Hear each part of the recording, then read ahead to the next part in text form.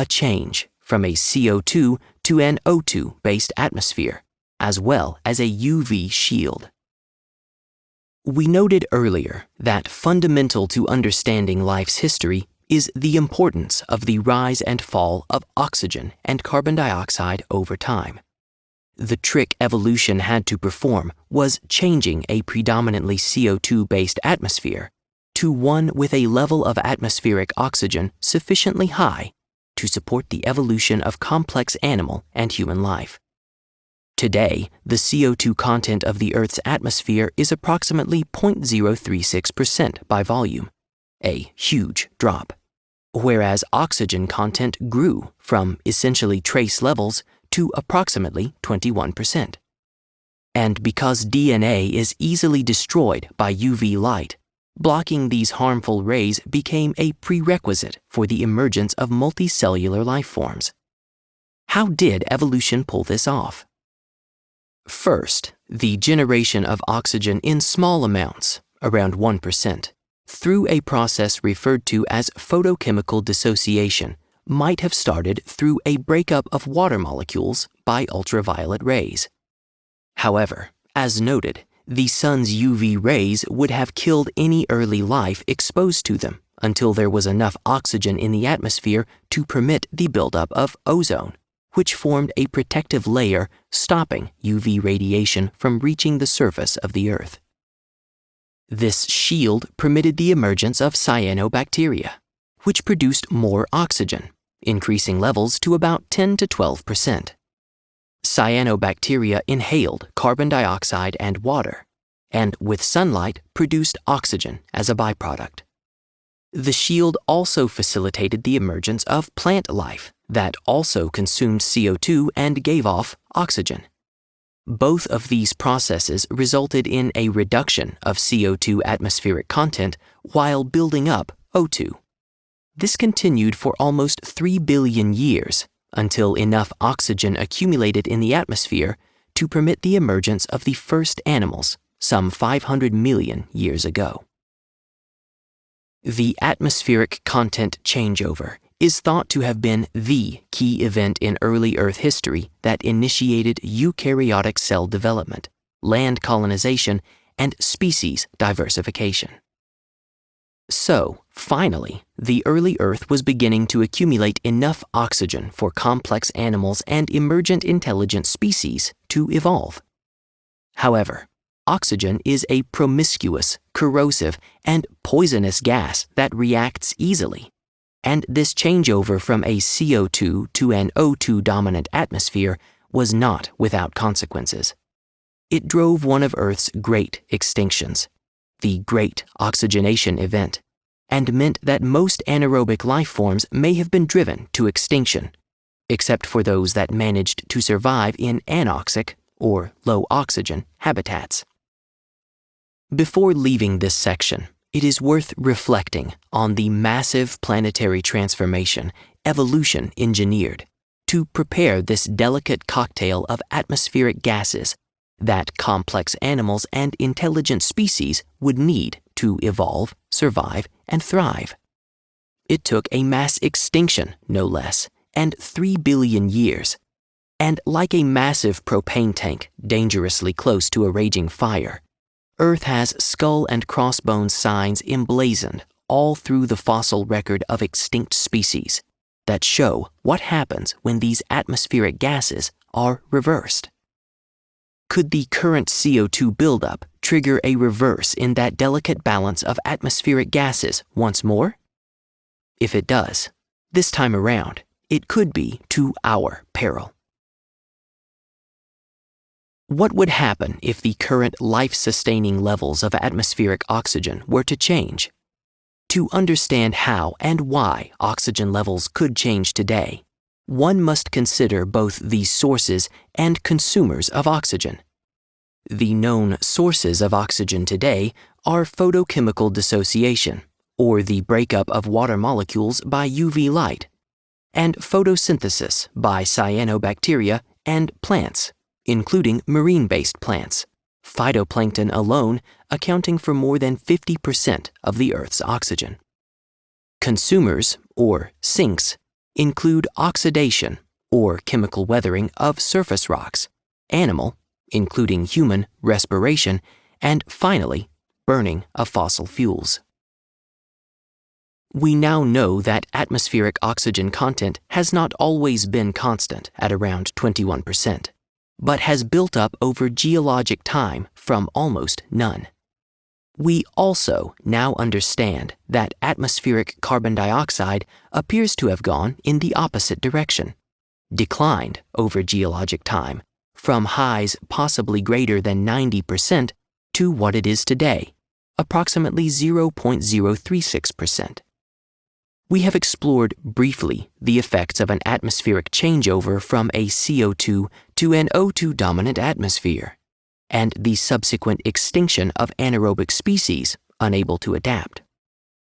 The unasked question here is, can this oxygen-based atmosphere, thought to have been the key event in early Earth history, initiating eukaryotic cell development, land colonization, and species diversification, be reversed? If so, how? What's not so well known is that O2 might have been as high as 35% just prior to the time of the dinosaurs, from 135 million to 65 million years ago, and might have fallen to as low as 15% during a 120 million year period that ended in a mass extinction at the end of the Permian period. That reduction to 15% might have contributed to the Great Permian extinction of both land and sea species, the worst of all extinctions, the Great Dying, a time when almost all life died. Atmospheric oxygen content depletion during this period would have definitely led to the extinction of species that had adapted to living in an oxygen-rich environment. If a drop to a 15% O2 level may have contributed to species extinction during the late Permian, could a similar drop today also have consequences for our species, since we too require an oxygen-rich environment? If you are starting to get the impression that a predominance of oxygen in the atmosphere seems to spell life, whereas a predominance of carbon dioxide seems to spell death for complex animals and humans, you may be onto something, and might also be wondering about the implications for species survival given the current atmosphere. According to Ward and Kirschvink in A New History of Life, oxygen and carbon dioxide levels, particularly oxygen, are the most important of all factors dictating animal survival, death, and diversity. Times of high oxygen give rise to an increase in species, whereas when low oxygen prevails, species die out. They note further that geochemists have long known that CO2 levels and atmospheric oxygen levels show trends that are inversely related to one another. When oxygen levels rise, CO2 is usually dropping, note Ward and Kirschvink. They also suggest that it might not be the changing CO2, but a combination of falling oxygen levels and CO2-driven global rising temperature. For example, cold water holds more oxygen than warm, so in a cold world with high oxygen levels, life in the sea would rarely be compromised by too little oxygen. In a warm world, a high CO2 world, where there is already relatively little oxygen, most bodies of water will quickly go stagnant, affecting life. Today, the world is warmer due to increasing CO2 levels, while oxygen levels are falling. We are also living in a time of alarming and rapid loss of species to extinction, most of which is attributed to human activity such as poaching, habitat encroachment, and overfishing. Could an atmosphere-based component have contributed to the loss of some of these species as well? Can it also be due in part to falling oxygen levels accompanied by rising CO2-driven temperature increases due to a different kind of human activity? In fact, this has already begun to happen. Because the buildup of atmospheric CO2 also means a reduction in oxygen in the air and in the oceans, it bears asking whether we are unwittingly engaged in a transformation from an oxygen to a carbon dioxide-based atmosphere. Whereas evolution flushed the Earth's atmosphere of CO2 and replaced it with O2, our species seems intent on doing quite the opposite. We are essentially dumping back into the atmosphere more and more carbon dioxide, and soon methane. The cyanobacteria-driven extinction event should serve as a warning to Homo sapiens today, as our species seems bent on doing quite the reverse, but with a similar result. Burning carbon-based fuels, including oil and gas, produces a carbon dioxide molecule. 2 oxygen atoms get locked up together with 1 of carbon. That oxygen that drives the burning process comes from the atmosphere, and hence decreases the amount of oxygen available for you and me to breathe. Similarly, carbon dioxide sequestering may not be too bright an idea when viewed from the oxygen depletion perspective, because it also sequesters oxygen in the process. So, while global warming induced by greenhouse gases, including CO2, of course, are not insignificant, an emerging problem might be the depletion of the atmospheric free oxygen needed by all complex animal life to survive. The Scripps O2 Monitoring Program's historical global atmospheric oxygen levels graph, shown below, documents and tracks this phenomenon. In an article titled O2 Dropping Faster Than CO2 Rising, Implications for Climate Change Policies, geneticist Dr. Meiwan Ho writes, "Within the past several years, scientists have found that oxygen in the atmosphere has been dropping, and at higher rates than just the amount that goes into the increase of CO2 from burning fossil fuels, some 2 to 4 times as much, and accelerating since 2002 to 2003. Simultaneously, oxygen levels in the world's oceans have also been falling." And although today there is much, much more O2 than CO2 in the atmosphere, 20.95% or 209.46 ppm of O2, compared with around 0.04% or 0.380 ppm of CO2. How low a level, and for how long, can oxygen levels drop before it becomes a global, life-threatening issue?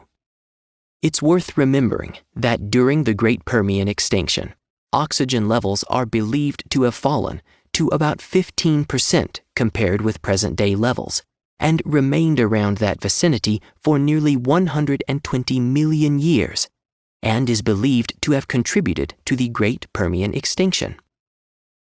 In humans, failure of oxygen energy metabolism is the single most important risk factor for chronic diseases, including cancer and death. Oxygen deficiency is currently set at 19.5% in enclosed spaces for health and safety. Below that, fainting and death may result. Humans, all mammals, birds, frogs, butterflies, bees, and other air-breathing life forms depend on this high level of oxygen for their well-being, according to Living with Oxygen at Science in Society. Many might view this as a non-issue because of the current lopsided amount of O2 versus CO2 levels in the atmosphere. But there was a time in Earth's history when the atmospheric content of these gases was completely reversed. It took hundreds of millions of years for the current oxygen-dominant state to be reached. Yet in a Scientific American article titled "The Ocean is Running Out of Breath," published February 25, 2019, Laura Popek quotes Andreas Oschlies as saying that, "The past decade, ocean oxygen levels have taken a dive, an alarming trend that is linked to climate change." Oschlies is an oceanographer at the Helmholtz Center for Ocean Research Kiel in Germany, whose team tracks ocean oxygen levels worldwide. "We were surprised by the intensity of the changes we saw. how rapidly oxygen is going down in the ocean and how large the effects on the marine ecosystems are, he says. Oxygen levels in some tropical regions have dropped by a startling 40% in the last 50 years, some recent studies reveal. The year 2018 was the hottest year measured for Earth's oceans, compared with the 1981 to 2010 average, and the consequences are catastrophic. The current rate of ocean warming is equivalent to 5 Hiroshima-size atomic bombs exploding every second. Not only has the oxygen level dropped across the Earth, but it is now at 10% and even lower in vast so-called dead zones in various regions of the oceans. There are now more than 400 coastal dead zones around the world, the most well-known being the dead zone in the Gulf of Mexico, where the Mississippi River dumps fertilizer runoff from the Midwest. The Louisiana University's Marine Consortium reported that this year's so-called dead zone covers 7,722 square miles. Others have appeared off South America, China, Japan, Southeast Australia, and New Zealand. Large fluctuations in the ocean's oxygen have occurred in the past history of the Earth. As noted above, anoxic, or O2-free oceans at the end of the Permian period, 251 million years ago, were associated with elevated atmospheric CO2 and massive extinctions on land and sea. Repeated surveys have indicated that the upper 3 kilometers of the oceans have warmed, and intermediate waters of high latitude have freshened over the past decades. Studies with models have confirmed the suspicion that these are the consequences of global warming from burning fossil fuels and other human activities. The surveys have also detected a decrease in dissolved O2 in intermediate waters in all the oceans, with small increases in deeper waters of the North Pacific and South Indian Oceans. Strong fluctuations in oxygen have been observed in the upper 100 meters from year to year and over decades, and long-term changes are reported in the subpolar and subtropical regions. In some places, the oxygen is getting so scarce that fish and other animals cannot survive. They can either leave the oxygen-free waters or die. The Kiel Declaration on Ocean Deoxygenation convened more than 300 scientists from 33 countries in Kiel, Germany, in September 2018, and is a sure sign that many are now starting to take this decline in oxygen seriously. Many, too, are starting to realize that loss of phytoplankton-generated oxygen due to increased warming of the oceans may pose a greater threat to our species' survival than flooding due to sea level rise. While much attention has been given to the loss of islands and coastal cities as potential consequences of global warming, not much has been paid to how continued increase in ocean temperature can result in the depletion of oxygen in the oceans and atmosphere. A study conducted by scientists from Britain's University of Leicester found that an increase of about 10.8 degrees Fahrenheit, or 6 degrees Celsius, in the temperature of the world's oceans could prevent phytoplankton's oxygen production by disrupting photosynthesis. It would mean oxygen depletion not only in the water but also in the air, said the research team. Should it happen, it would obviously kill most of life on Earth. Phytoplankton may well turn out to be the canary in the ocean. Scientists estimate that phytoplankton contribute between 50% to 85% of the oxygen in Earth's atmosphere. According to National Geographic, phytoplankton are at the base of what scientists refer to as oceanic biological productivity, the ability of a water body to support life such as plants, fish, and wildlife, and are the foundation of the oceanic food chain. Fish, whales, dolphins, crabs, seabirds, and just about everything else that lives in or off of the oceans owe their existence to phytoplankton, one-celled plants that live at the ocean surface. A glance at these two urchins above affords a little insight into the ways and patterns of evolution. No, if our demise were to come from our heedless, continued destruction of Earth's habitats, it won't be by Klingons or Cardassians, or even the Empire's Dark Lord of the Sith, Count Dooku, but just from an innumerable army of lowly phytoplankton, evolution's perfect replicators.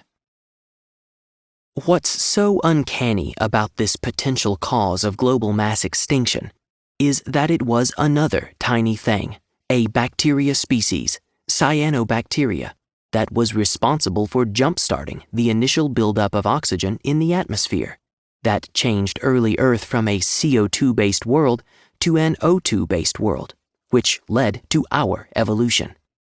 If our species persists in dumping CO2 into the atmosphere, thereby increasing the temperature of the oceans, it may turn out that another tiny thing, this time a single-celled ocean plant, phytoplankton, responsible for between 50 and 80% of the free oxygen in our atmosphere, will no longer be able to produce that oxygen. How strange! It was oxygen that got us into the game of life, and it might well be oxygen that takes us out.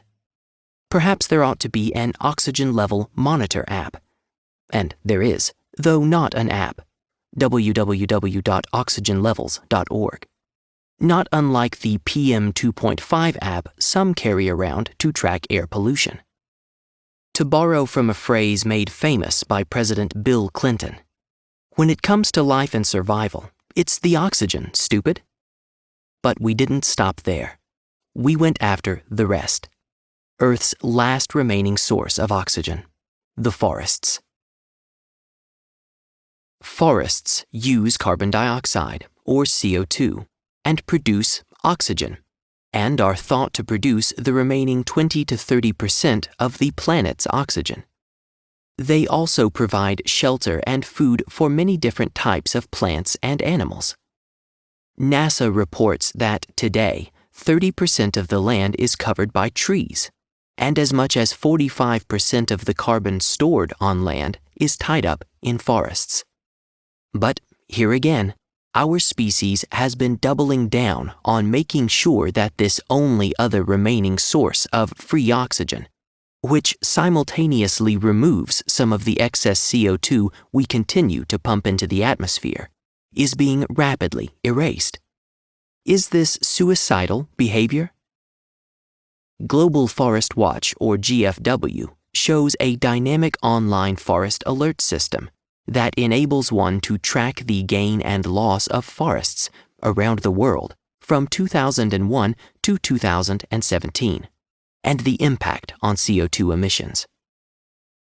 According to Ward and Kirschvink, the most important driver removing carbon dioxide from the atmosphere is the weathering of silicate rocks to granites, and sedimentary and metamorphic rocks with a granite-like chemical composition, a rock type rich in silicon.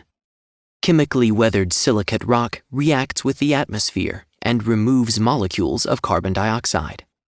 Deep roots of trees facilitate rapid weathering, and in Earth's history have caused carbon dioxide levels to plunge, and plunge quickly. By lowering carbon dioxide, Earth's temperature also drops. In fact, as trees grew taller and taller, roots went deeper into the Earth, and the resultant cooling of the planet led to one of the longest ice ages that began in the Carboniferous period of Earth's history, a time when the Earth was blanketed with trees. If there ever was one, perhaps that was the time when the tree hosts, the Ents of Middle-earth, carried Frodo's lost companions into battle against Mordor. Now, if only we can muster the courage to take on the new Lords of Mordor, such as President Jair Bolsonaro of Brazil and others, who seem keen on destroying the remaining forests across the Earth. Evolution has left us a pattern to follow on how to remove carbon dioxide from the atmosphere while building up atmospheric oxygen. But instead of increasing the number of trees, Our species is engaged in the very opposite. A study published in the journal Nature says that deforestation is responsible for the removal of over 15 billion trees each year. The number of trees has dropped 46% globally since the advent of human civilization, according to an article in the New Zealand Herald. In fact, our species has destroyed a tenth of Earth's remaining wilderness in the last 25 years, and there may be none left within a century if trends continue, according to an authoritative new study in Nature, Mapping Tree Density at a Global Scale, by T.W. Crowther et al. Impossible, you think? Not so impossible when one considers what the Rapa Nui people of Easter Island did to themselves. The way Jared Diamond tells it in his book Collapse, Easter Island is the clearest example of a society that destroyed itself by overexploiting its own resources. Worldwide, researchers found a vast area the size of 2 Alaskas, 3.3 million square kilometers, had been tarnished by human activities between 1993 and today, which experts said was a shockingly bad and profoundly large number. Michael J. Benton, in his book When Life Nearly Died, The Greatest Mass Extinction of All Time, draws attention to patterns observed in prior extinction events that might be playing out to some degree today. The natural world is complex, and consequences are often unpredictable. As tropical forests are cleared and reefs are poisoned, we are losing not only species, but also whole habitats. Destroying species and habitats piecemeal can lead to a runaway crisis, as seemed to have happened in the past. Low levels of extinction can turn into high levels. It could be that removing 1 or 2 species from an ecosystem does little damage. But if another few species are picked off, then another few, and then a few more, a point may be reached when that ecosystem will collapse. And once the world becomes locked into a spiral of downward decline, it is impossible to see how any human intervention could turn it back. For example, destruction of forests can kill ocean fish. What happens in the atmosphere happens in the oceans as well, says Benton, as changes in the gas composition or temperature of the air penetrate the upper levels of the ocean. Plants take up carbon dioxide during photosynthesis and pump out oxygen. Animals require oxygen but produce carbon dioxide as a waste product. There is a balance here, and that balance can be perturbed by destroying too much of the world's forests. It is not simply enough to identify a new source of carbon dioxide. That source has to be capable of overwhelming the usual negative atmospheric feedback systems that have a tendency to cope with fluctuations and bring excesses of one input back to a standard level. Negative feedback means that a process is countered by opposite or negative processes, resulting in a state of equilibrium. Positive feedback, on the other hand, means that the process is enhanced by more of the same, with other processes operating in the same direction, resulting in disequilibrium. This makes one wonder whether Earth's atmospheric systems are in a state of equilibrium or disequilibrium. The balance Benton refers to above seems to have kept atmospheric temperatures relatively stable until our species started burning fossil fuels during the mid-1800s, pumping increasingly huge volumes of CO2 into the atmosphere. Judging from the ongoing increase in global temperatures, it is not clear that negative feedback mechanism is keeping pace with the rapid increase in atmospheric CO2. In fact, about half of these emissions are removed by the short-term carbon cycle each year, discussed below. The rest continue to build up in the atmosphere, thereby driving global temperatures even higher. As CO2 continues to build up year after year in increasing volumes, it would appear that the atmospheric system might have begun to switch to a positive feedback cycle, and here is why. The backstory on carbon and CO2, the short and long-term carbon cycles. What we have talked about above refers mainly to the short-term carbon cycle. It is dominated by plant life and can increase atmospheric carbon dioxide by about 25%. Carbon dioxide is taken up during photosynthesis, and some of this carbon becomes locked up as living plant tissue. When leaves fall or plants die, this carbon is transferred to the soil and can again be transformed into other carbon compounds in the bodies of microbes, other plants, or animals. As this carbon passes through the food chain, it is then respired out of the animal as carbon dioxide, and the cycle starts all over again. However, if the carbon remains locked up in plants or animal tissue and gets buried without being consumed, it becomes part of a large organic carbon reservoir within the Earth's crust and is no longer available to the short-term carbon cycle. It becomes part of the long-term carbon cycle and involves very different kinds of transformations, the most important of which is the transfer of carbon from the rock record into the ocean or atmosphere and back again. The time scale of this transfer is measured in millions of years. The transfer of carbon to and from rocks can cause changes in the Earth's atmosphere much greater than changes caused by the short-term carbon cycle, because there is a lot more carbon tied up in rocks than in all of Earth's biomass and atmosphere combined.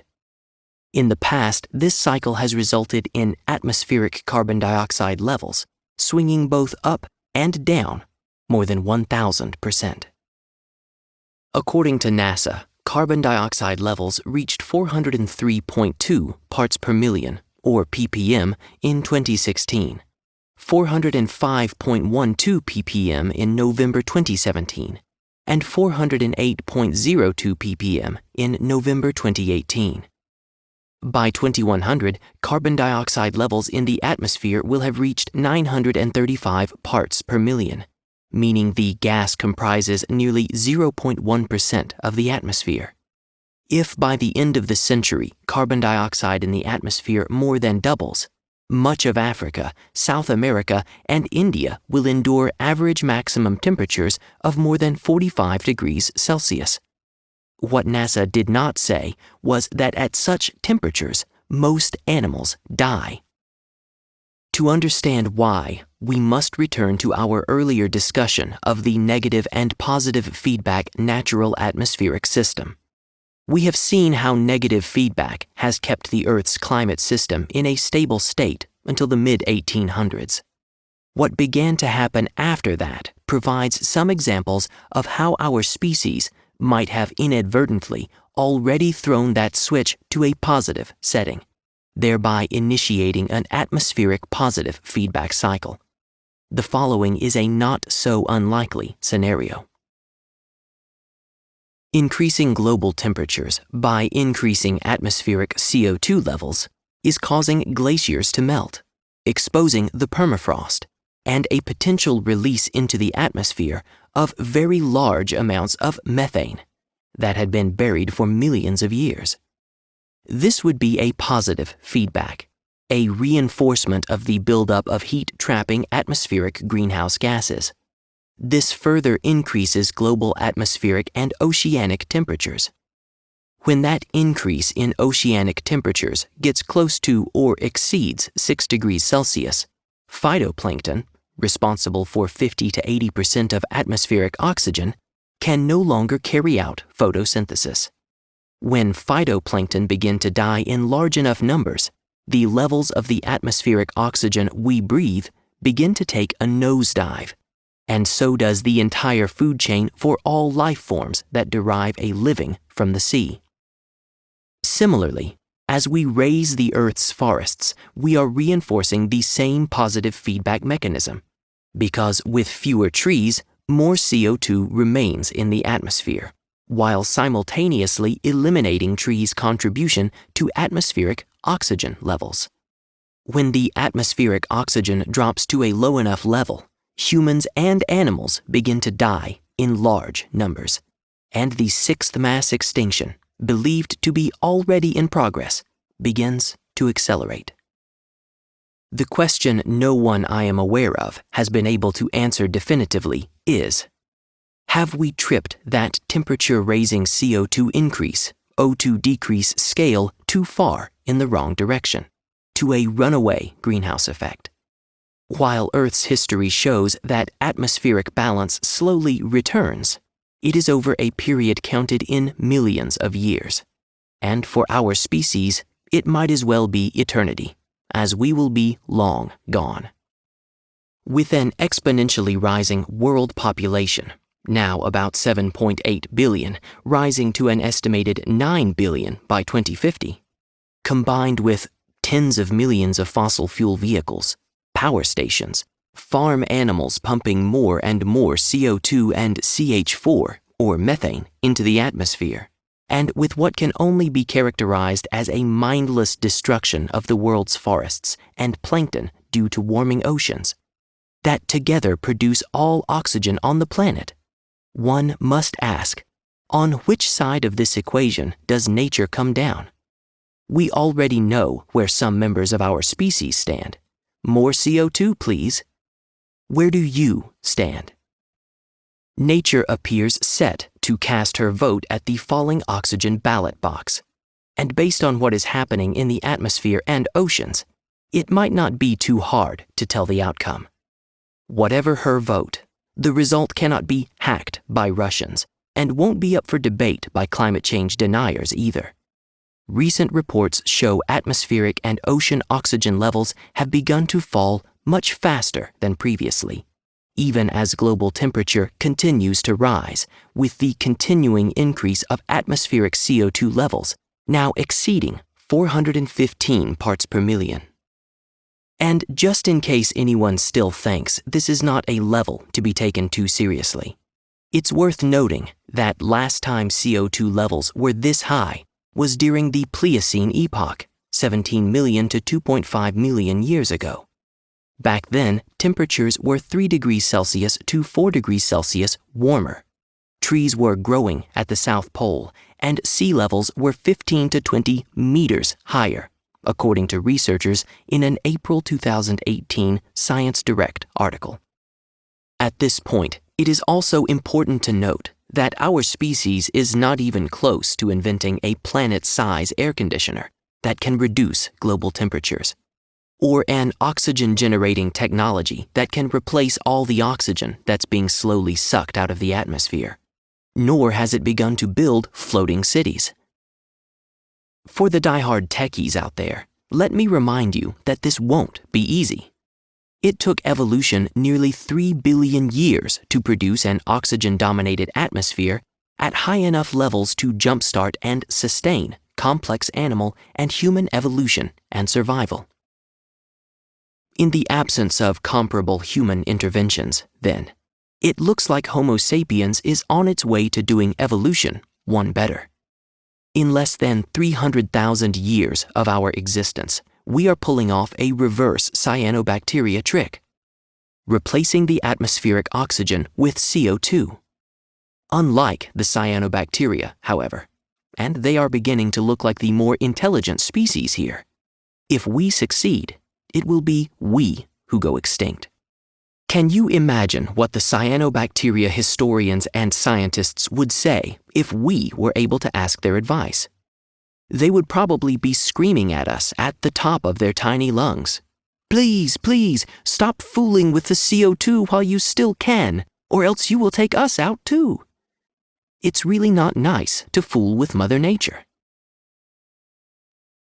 What happens when one combines falling oxygen levels and increasing carbon dioxide levels with high temperatures?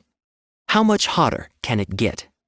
It is probably fitting to conclude this chapter with a reminder of what's driving the destruction of Earth's habitats. global surface temperatures soared past previous records to make 2017 the second hottest year on record, according to two top U.S. agencies. The year 2016 was the hottest, the third year in a row to hold the dubious honor, after 2014 and 2015, completing a natural hat trick of sorts, the Washington Post reports. Both NASA and the National Oceanic and Atmospheric Administration, or NOAA, recorded the highest average surface temperatures in 2016 since the agencies started tracking such data. NASA notes that since the late 1800s, average global temperatures have risen by 1.1 degrees Celsius. And from January to August of last year, NOAA says that each month broke its own warmest record. So the Earth is getting hotter. Why should anyone care? Not everyone is convinced Earth's heating up is even driven by human activities. Regardless of the cause, what's not up for debate is that global climate change and warming is occurring, and rapidly. Further, increasing atmospheric CO2 can only exacerbate increasing atmospheric temperatures. But here are some other questions worth thinking about. How much CO2 is too much? And how and when can this buildup be stopped? How low does the oxygen have to fall before it becomes a problem? And can anything be done to stop or reverse this trend? How high can the temperature increase before it's too high? And how can one stop or reverse this trend? Assuming there are ways to do all of this, how long might it take to begin to see a course correction? While there are a lot of projections and models exploring all of the above, the disconcertingly obvious fact is that nobody really knows for sure exactly how this might all play out, or even whether or not we have already passed the point of no return. This is all uncharted territory for our species. However, what scientists do have a better handle on is what happened in Earth's early history, when similar or near similar conditions prevailed. But I doubt this will make anyone feel any better. What these events and intervals of time do show is what happened to Earth as a habitat, and to the species that depended on that habitat under similar conditions, and how long they lasted. Scientists refer to those times as greenhouse mass extinction events, some of which lasted millions of years. No discussion of Earth as a habitat can be complete without a consideration, however brief, of greenhouse mass extinction events, and how things worked out for the species that lived during those times. As you will see, the fact that these occurred naturally tens and sometimes hundreds of millions of years before our earliest ancestor looked out across the land offers no comfort when 50 to 95% of all life died. Hopefully, however, they can inform our decisions and accelerate potential course corrections. We noted earlier that what might have been Earth's first mass extinction, the Great Oxygenation Event, resulted from a changeover from CO2 to O2 dominant atmospheric gases. According to Ward and Kirschvink, oxygen and carbon dioxide levels, particularly oxygen, are the most important of all factors dictating animal survival, death, and diversity. In addition, geochemists have long known that CO2 levels and atmospheric O2 levels show trends that are inversely related to one another. When oxygen levels rise, carbon dioxide is usually dropping. Keep this in mind as we examine these greenhouse mass extinction events. These greenhouse extinctions shared a set of common characteristics and occurred over a vast expanse of time, from 400 million years ago to 100 million years ago, and included extinction during the Devonian geologic period, the Permo-Triassic or Permian extinction, Triassic-Jurassic or TJ extinction, and extinctions repeatedly during the Jurassic and Cretaceous periods, ending with the last known greenhouse extinction at the end of the Paleocene epoch, some 60 million years ago. High temperatures, high CO2, and low oxygen levels appear to have coincided with these major mass extinctions. Research now shows that each occurred in a world of quickly rising CO2, and perhaps methane as well, and some of the lowest oxygen levels the world has ever seen. So as we review these events, we will pay close attention to the roles these three factors might have played in these greenhouse mass extinctions, as they seem to be starting to play a similar role today. According to Ward and Kirschvink, these mass extinctions show strata depositions in low oxygen conditions. It turns out that the minerals pyrite, uraninite, and the sulfur isotopes are very strong indicators of a lack of oxygen. Under such conditions, these strata turn black because they contain pyrite and other sulfur compounds, reduced by chemical processes that can only occur in the absence of oxygen. However, while low oxygen levels are characteristic of all of these greenhouse extinctions, researchers find the drop in oxygen levels during the Triassic to be especially stunning.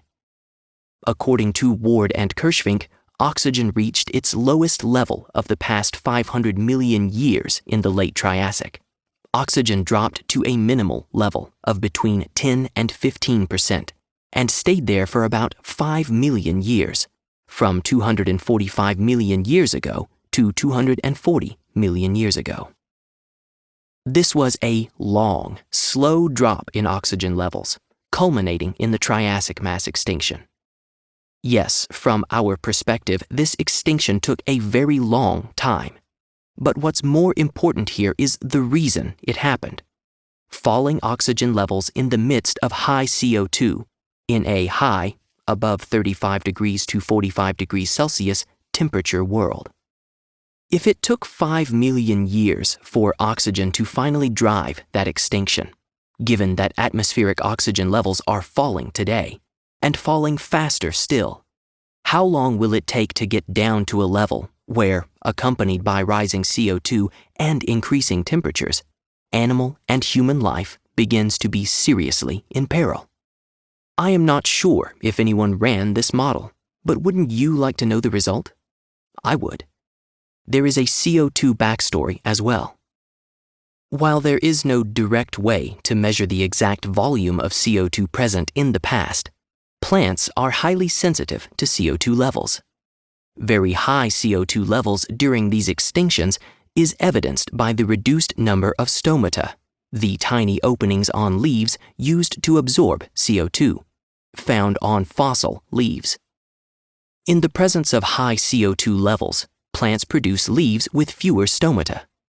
Using this method, a paleobotanist could determine whether CO2 was falling or rising at the time, and also estimate how many times higher or lower from a base level observation. The fossil leaves show that CO2 was spectacularly high for all four extinctions, and the rise happened quickly, on the order of thousands, not millions of years. Some estimates place the peak CO2 levels between 2,000 ppm and 3,000 ppm, compared with April 2018's monthly average of 410 ppm and rising. According to NASA, CO2 is expected to double by 2100 to 900 plus ppm. Is this scenario beginning to sound a little like our 21st century CO2 run-up? As noted earlier, CO2 levels are far higher now than they have been for any time during the past 800,000 years. That means that in the entire history of human civilization, CO2 levels have never been this high. We now turn our attention to the third component in this deadly trio.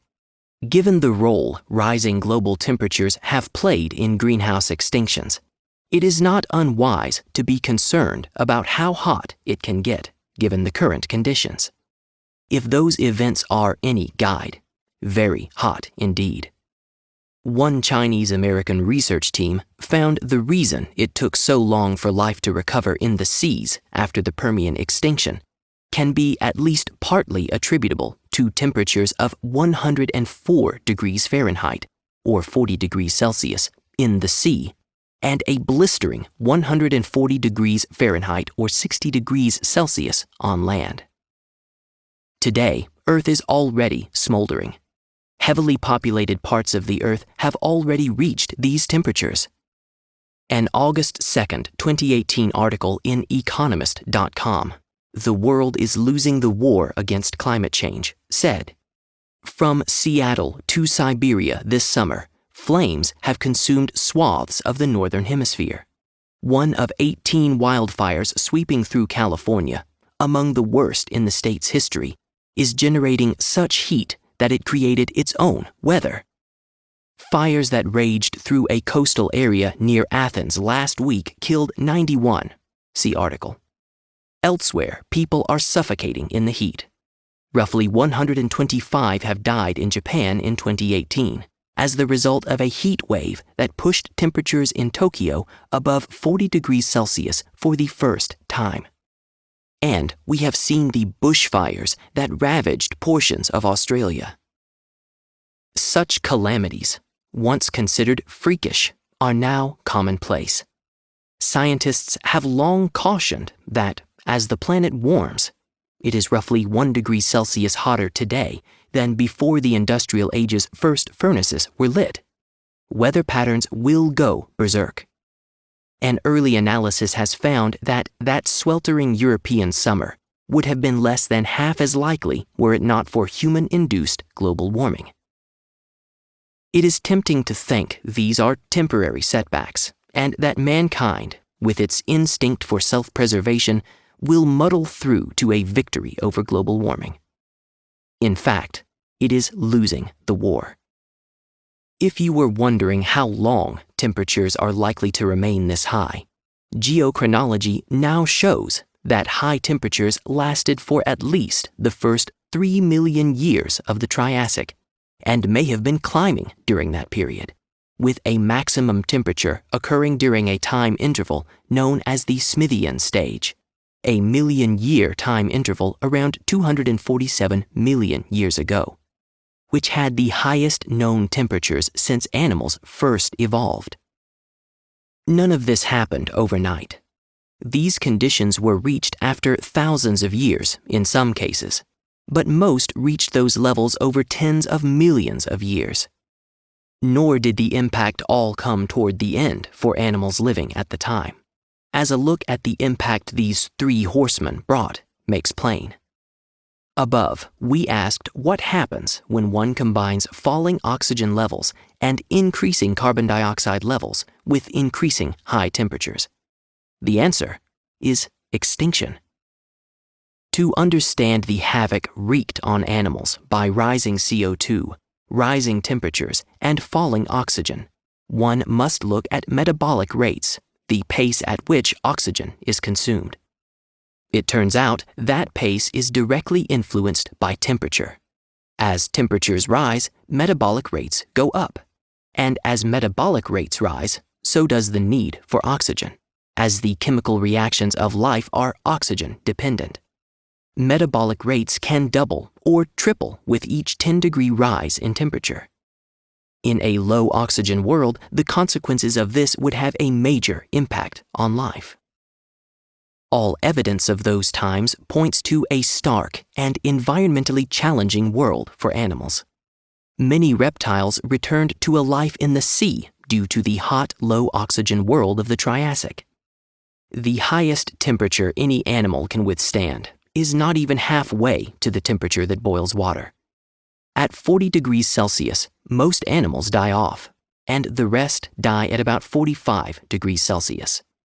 Most marine organisms die above a 100 degrees Fahrenheit or 37.8 degrees Celsius level in the sea. Photosynthesis stops at a temperature slightly higher. According to Ward and Kirschvink, the entire zone of the tropics would have been devoid of animals, and complex life would have hung on only at high latitudes. land animals would have been rare, even in mid-latitudes. To sum up this brief look at greenhouse mass extinctions, we now know that if our species continues dumping CO2 into the atmosphere and driving global temperatures up while oxygen levels are falling, Homo sapiens probably won't have a happy ending. Even if we are mature enough as a species to pull back while there may still be time to avoid triggering yet another greenhouse mass extinction, the destruction already in progress will have damaged Earth's habitats so deeply that it can only result in suffering, death, and destruction in orders of magnitude beyond any prior disaster we as a species have experienced. And we probably won't be able to escape to Mars by then either. You might look at the above and say, oh, well, this kind of global change has taken thousands and even millions of years in the past, so I need not worry. At least it won't happen in my or even my children's lifetime. Such thinking fails to take into account a very significant wild card amongst the variables. The difference between what is happening today and the rate at which it is happening, compared with what happened back then, is us. We are here, all 7.8 billion of us, going up to 9 billion by 2050. Back then, no one was driving CO2 buildup at a rate faster than at any time since the dinosaurs went extinct. There weren't 7.8 billion humans drawing down the planet's atmospheric oxygen budget while pumping CO2 into the atmosphere every time we take a breath, take to the streets in our fossil-fueled vehicles, or turn on the lights, AC units, or heat. And there was no one cutting down the forests, the lungs of the planet, that remove CO2 from the atmosphere while contributing 20 to 30% of the Earth's oxygen. And, alas, no one was pouring waste and chemicals into the ocean, driving up water temperatures and increasing acidity, thereby destroying reefs and other marine ecosystems, habitats, and food chains, and threatening the remaining 50 to 80% of Earth's oxygen produced by plankton. So, this time around, it may not take nearly as long, and, indeed, some of its harmful effects are already being felt across the globe. If you plan on being alive during the next 80 or so years, or if you identify as a millennial or any subsequent generation, depending on your location, there is a good chance you will begin to experience the consequences. So what are you going to do about it?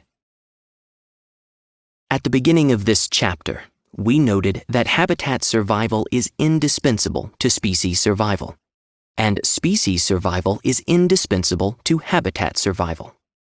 We noted then, too, that if a species is no longer able to maintain a sustainable habitat, it must be able to migrate to survive, or it will go extinct. Given what we have done and are still doing to habitat Earth, how would you rate the chances of Homo sapiens' survival? Let's imagine Ambassador Spock, a member of the Vulcan High Command, orbiting in a cloaked Vulcan galactic cruiser in high Earth orbit. He's been tasked with making first contact when our species shows signs of having attained the right level of maturity, and that probably won't be measured by a warp engine signature. Sorry, Trekkies. How do you imagine he would rate our progress? I imagine Ambassador Spock might, with that characteristic twist of his head, say something like, "Curious. This species appears to have a death wish. Why, they're depleting their planet's atmospheric oxygen by filling it with CO2, the very opposite of what their planet's evolution did to enable life. And they are depleting the oxygen that trees generate by rapidly destroying their planet's remaining forests. Sure wish we had such lush forests on Vulcan. And now, they have begun threatening the oxygen produced by phytoplankton by increasing the temperature of the planet's oceans. Strange. I seriously doubt anyone, not even the Klingons, could have come up with a more ingenious plan for exterminating this species than they themselves already have, except perhaps that curious institution of theirs, Hollywood. Strange indeed. They are definitely not ready to meet the rest of the galaxy. I will check back in a few hundred years to see whether they have managed to avoid self-extinction. Every so often, one learns of a prominent individual at the peak of their career, like the late Anthony Bourdain, who inexplicably chooses, or is driven, to end it all in an act of suicide. How unspeakably sad. What sense of utter despair and desperation could have brought this about?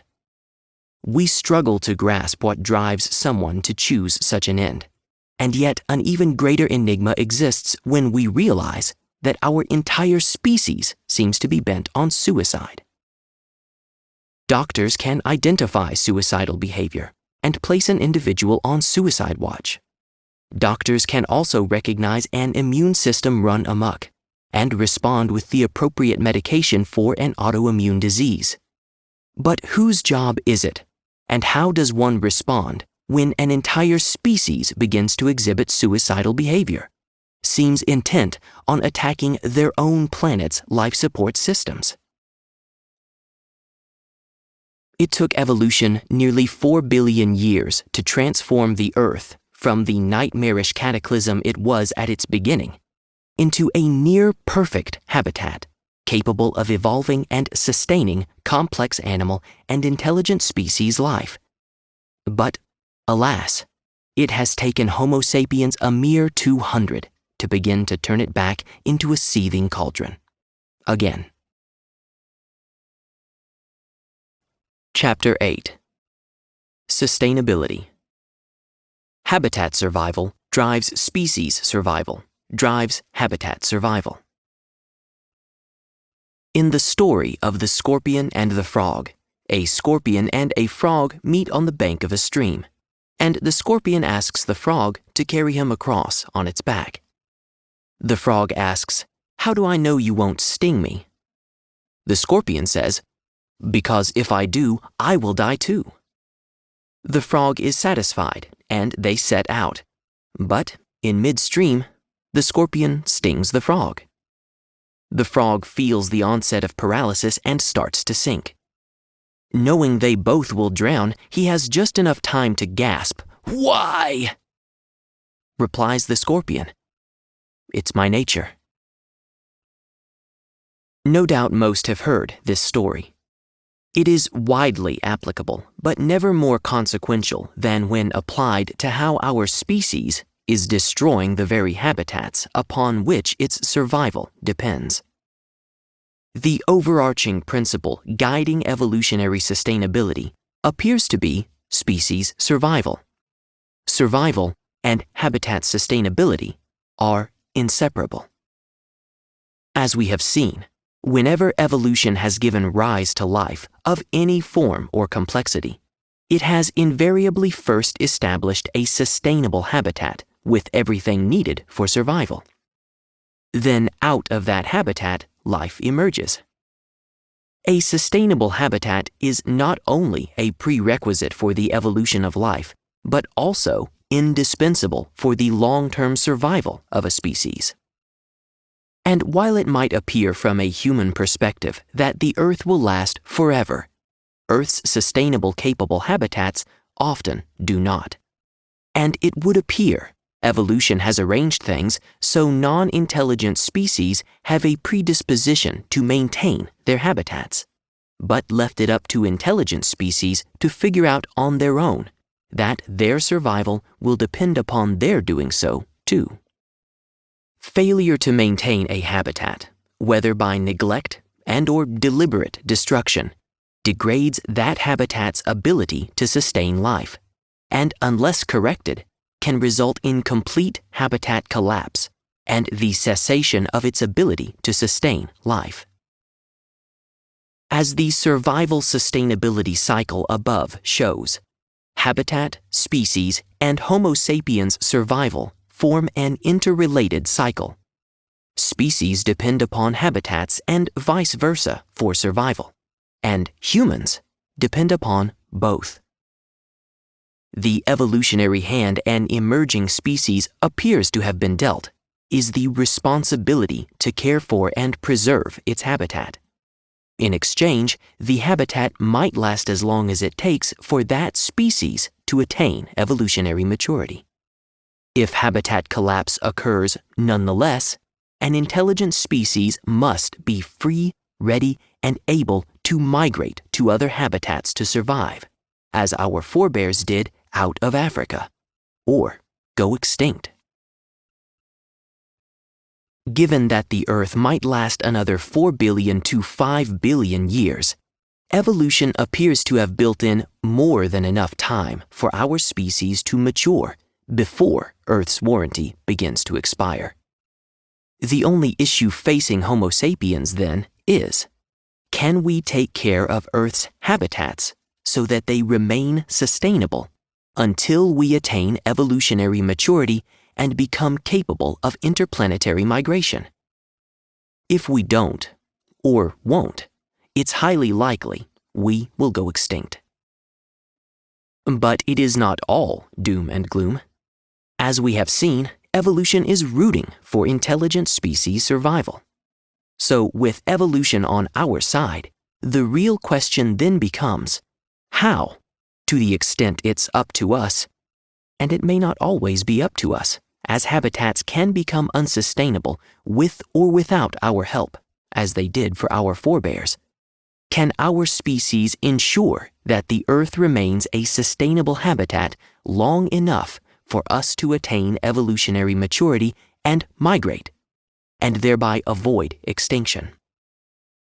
Homo sapiens is at that critical juncture when our species must become mature enough to avoid self-extinction and become capable of interplanetary, intersolar, and probably even intergalactic migration, possibly a not-so-well-hidden goal of evolution, and the potential outcome for Homo sapiens if we begin to prioritize reaching that survival plateau above everything else. But what will it take to ensure the Earth remains a sustainable habitat? What does sustainable mean in the context of a planet that has seen repeated extinctions, repeating cycles of global climate change, driven in part by the Earth's dance around the sun? Is there anything a species can do in the face of these awesome forces to maintain its homeworld's habitats and survive? Well, believe it or not, evolution is counting on species doing just that, and has even hinged survival to a species' ability to maintain its habitat, even as that habitat undergoes global climate change events. This is somewhat difficult to accept until one realizes that an emergent intelligent species, regardless of climate change events, has no choice but to survive on its homeworld until evolutionary maturity is attained and it becomes capable of interplanetary migration. Getting to maturity can take several million years. It was more than 5 million years ago, and several global climate change events, that the first hominins began to emerge, and it could take a few million more before maturity is attained. Nonetheless, built into a species' evolutionary maturity development path is climate change, a clear means for prodding a species to mature, migrate, survive, or go extinct.